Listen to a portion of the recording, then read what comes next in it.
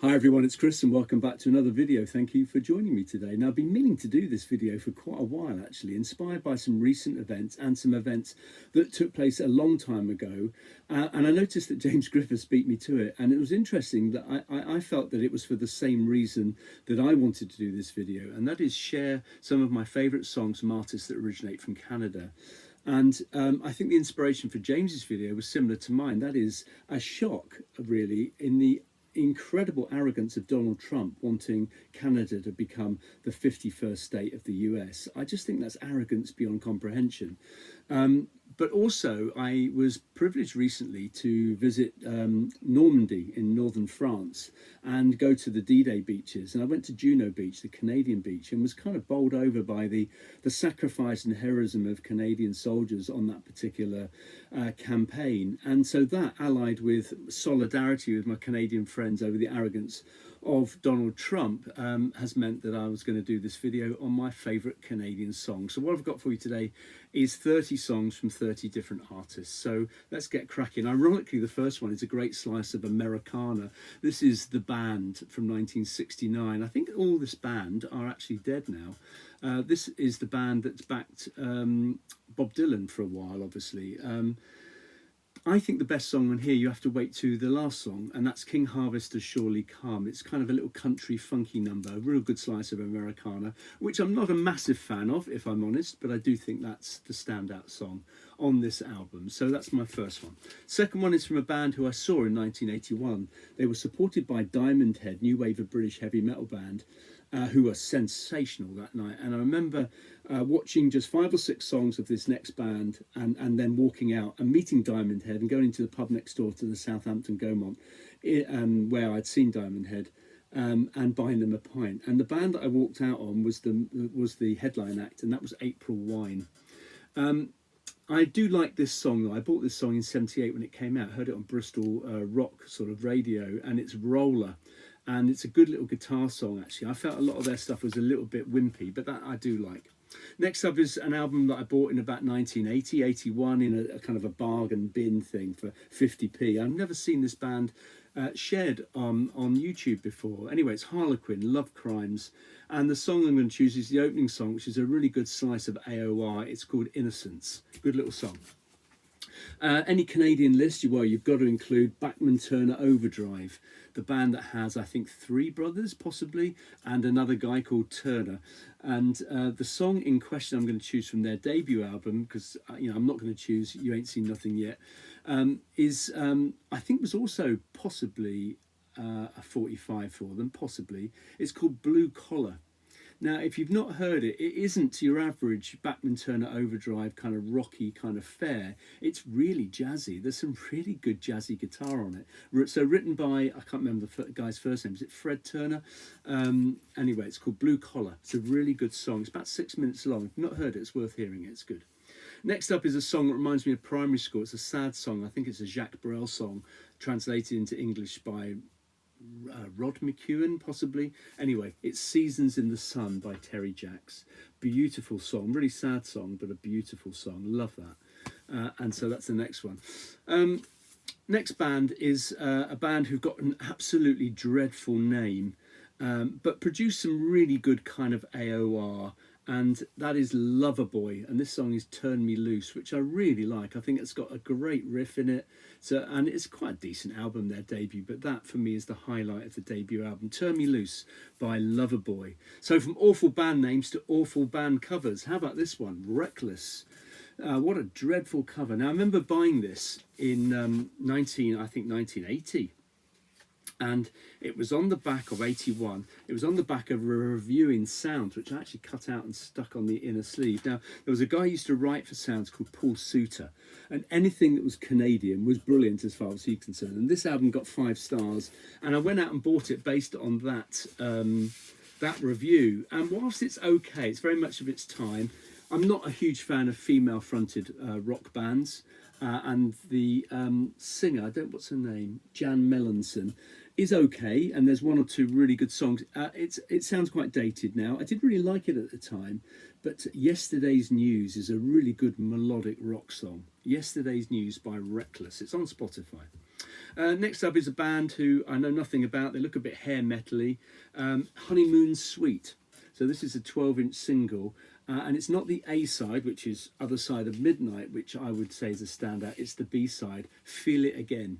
That's a really good anthemic rock song. So if you haven't heard Honeymoon Suite, Feel It Again, and you like that AOR anthemic big chorus stuff, you will love that. Next up is a female-fronted band, and I remember buying this in a bargain. It was a gold stamp promo, and it's a band called Toronto, who amazingly are from Toronto, I believe. And yeah, this is okay. One or two decent songs on here. Probably Enough Is Enough would be my pick from that particular album. So that's Toronto. Enough Is Enough. It's kind of soft rock, I would have said.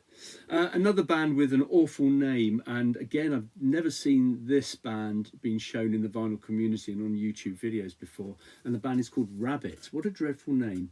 But the opening song is a wonderful slice of AOR. It's an absolute melodic rock classic. It's called Anyway, Anytime. It's the standout song, excuse me, it's the standout song on the album by a long way, actually, but it's a really good song. And that was an album that I bought back in the very early 80s in a bargain bin as well, probably because it just wasn't selling. But Rabbit, Anyway, Anytime, fantastic stuff. Next up is an absolute classic from 1980. You have to include this when you're talking about Canadian music. It's Echo Beach by Martha and the Muffins, which it's a one-hit wonder band, isn't it? But oh wow, what a brilliant song! One thing I never understood about this, I'm originate from. Well, I grew up in Dorset on the south coast, and I'm pretty sure that cover there is Chesil Beach near Portland and Weymouth. So I don't really know why a Canadian band has got that. But anyway, that's Martha and the Muffins and Echo Beach. Absolute classic song. Next is a guitarist who I think is superb. I love him. I saw him at Reading in 1980. And it's the Pat Travers Band. This is his live album, Go For What You Know. Pat Travers Band was often a three-piece. And then it became a four-piece and added the guitar talents of Pat Thrall, who really did add a lot to this band. And this is their live album on red vinyl. It says limited edition. I've never seen it on black, so I'm guessing they didn't sell very many. Making Magic is a great song. Hooked on Music is great, but the closing, which is Makes No Difference, which is possibly one of their signature songs, actually, the Pat Travers Band. Wonderful stuff, absolutely brilliant. They were brilliant at Reading, and I think if you want to hear Pat Travers better live, the recording from Reading is probably better, but that's a great song. Next up is a song on Stiff Records, power pop classic.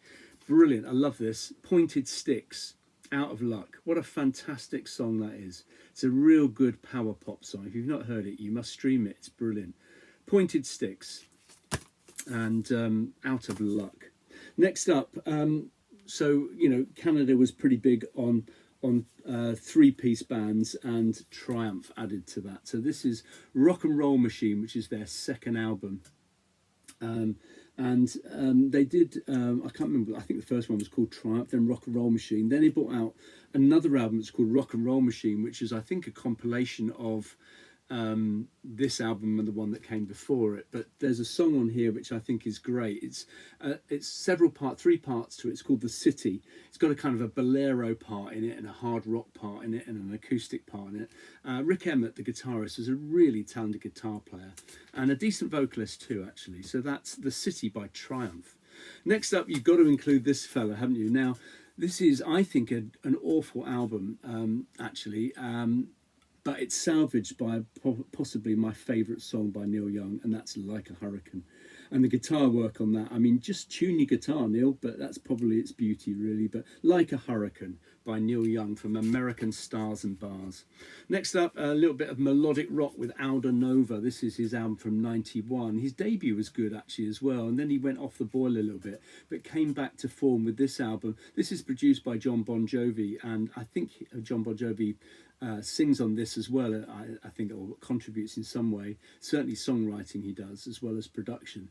But the title track, the opening track, Blood on the Bricks, is a really good melodic hard rocker. It's fantastic. So that's Aldo Nova, good guitarist, Great stuff.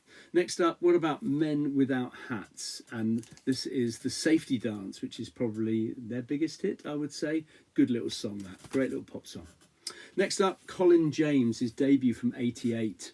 And the song I'm choosing from this is Voodoo Thing, which is just an up-tempo, bluesy kind of number, but just some wonderful guitar. He was really young when he recorded this album. I think possibly a teenager, but it's a great album. And Voodoo Thing is a tremendous song. It's really good. Okay, next up, this guy, I mean, his ability is flabbergasting given his disability. And that's Jeff Healey. This is the Jeff Healey Band, and their second album, Hell to Pay. Now, there's their first album, whose name has just gone out of my head actually, is better. But I'm going to choose a song on this because I just think it's a wonderful cover version. He does a version on here called While My Guitar Gently Weeps, and it has Jeff Lynne and George Harrison on backing vocals and acoustic guitar. But the most amazing thing about Jeff Healey, he had a rare disease which was cancer of the eyes, and he had those removed, and so was a blind player that played his guitar on his lap. His guitar playing is absolutely sensational. A sad loss, a really talented man, but While My Guitar Gently Weeps is a really good version of it, right up there I think with Peter Frampton's. That's really good if you haven't heard that. Next up is a band called Prism, and this is a 45 called Don't Let Him Know, which is a great little melodic rock song, and it's written by the next guy, and that's Bryan Adams. Now, I think James showed Reckless, and I would be tempted to show that because that is his kind of big album. Cuts Like a Knife that comes before it is a good album, but the album that came before Cuts Like a Knife is this one. This is called You Want It, You Got It, and I've always loved a few songs on here. Tonight is a great song. I really, I know he went a bit poppy, and I know everyone got fed up with the Robin Hood theme, but he has a wonderful voice, a fantastic voice, and he's a really, really tidy songwriter as well. I've seen him live, he's very good. So his voice is superb, and Tonight I think is a great song. So that's his second album, You Want It, You Got It, Tonight, Bryan Adams. Next up, you've got to include Ardeen Taylor, and I'm pretty sure that James included this fella, so sorry for crossovers, but I did think he chose a different song. There's a Ghost in My House is a great song. That's a Holland Dozier Holland song, and I think Ardeen Taylor had some input into that song as well, and I could have chosen that one, but actually Indiana Wants Me, which is one of his own songs, I think is a fantastic song. So that's Canadian artist Ardeen Taylor. What about a bit of Gordon Lightfoot? He did a couple of really good songs, I think, and the one on here I'm choosing was a hit from him in the UK, I think, Sundown. It's a wonderful song, really simple but brilliantly delivered, great stuff. Next up is a band I've shown before because he has a connection to my favourite band, Deep Purple, and that's Moxie. This is their debut album. So Canadian 5-piece band. The guitarist's name, what's his name? Earl Johnson. Yeah, Earl Johnson. I think there was some disagreement with the producer or something. Anyway, so they needed to finish the album, and there's a connection between the James Gang and their guitarist at the time, Tommy Bolin, and I think the road manager or something to do with the James Gang was then linked with Moxie. And so when there was this falling out with Earl Johnson, they got Tommy Bolin in to do some of the guitar solos, and he does some wonderful guitar work on here to finish off this album. It's very distinctively Tommy Bolin, and Time to Move On is one of those songs. Sail On, Sail Away, I think, is one of those songs, but Moon Rider has got a great Tommy Bolin guitar solo in it, but a decent rock band, Moxie, and this is a really good debut album on Polydor Records. Next up, you have to include something by this lady, don't you? Joni Mitchell. I've got about 4 or 5 of her albums actually, and I think she's just got a sensational voice, and I could have chosen probably 5 or 6 songs at least as a really good example of her work, but I'm going to choose a song that links to the next artist, and it's the song that opens up side 2. It's called Rainy Night House, which I really, really like, and it's about a kind of a very short love affair that she had with Leonard Cohen, my next artist. This is a guy who, you know, if you're feeling a little bit fed up, you probably don't want to be putting on his albums. You probably want to go to, you know, the kind of bit more upbeat kind of AOR stuff. But Hey, That's No Way to Say Goodbye, from this album, The Songs of Leonard Cohen, is a beautiful song. It's absolutely superb. Hey, That's No Way to Say Goodbye. It's wonderful.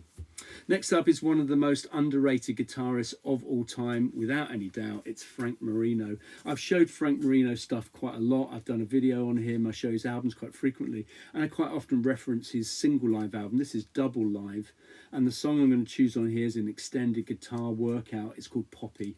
This guy is an absolute master of this instrument. He can play lots of styles. Yes, it's mainly hard rock, bit of blues, bit of psychedelic, but Poppy, here's a guy who could play, and does, I think, and has in the past, for hours. Is just brilliant. Poppy's wonderful instrumental. So that's Frank Marino and Mahogany Rush. Next up is a band who are named after an asylum. This is Coney Hatch. Did a few albums, actually. I've got their second album. I just can't seem to find it. It's called Out of Hand, which I slightly prefer to this. It's somewhere in here. It's not where I thought it would be, and I didn't have much time to get these records together. So I just grabbed this as their debut. And the opening track, Devil's Deck, is a really good example of their music. Really, really tight band, really well produced, and a really decent song. And the producer on here is a guy called Kim Mitchell. And Kim Mitchell was the driving force behind the next band, which is Max Webster, a band I've seen live, actually, and a really kind of slightly eccentric band.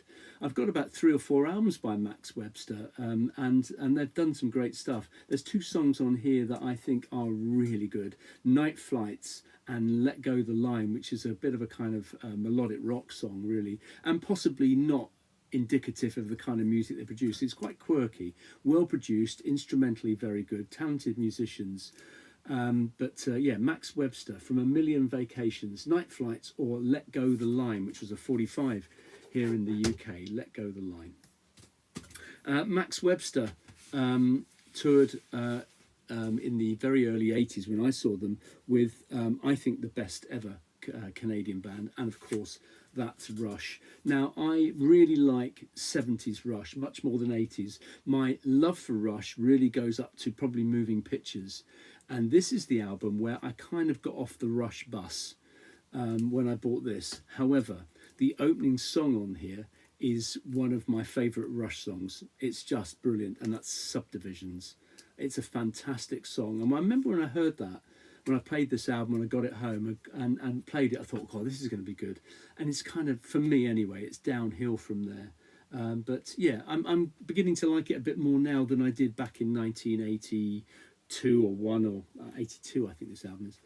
But the greatest Canadian band, Rush.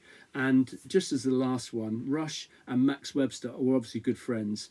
Max Webster did an album called Universal Juveniles, and on that is a collaboration with Rush. They did a song called Battle Scar, which came out as a single, and it's a really good song. It's quite different, but really good. And you can hear, certainly you can hear Geddy Lee obviously singing, but you can tell it's Rush as the kind of backing band playing alongside Max Webster. So there you go. There's my 30 favourite songs from my 30 favourite Canadian artists. Tell me what you think in the comments below, and I wish everyone in Canada all the best in their battle against Donald Trump. So cheers.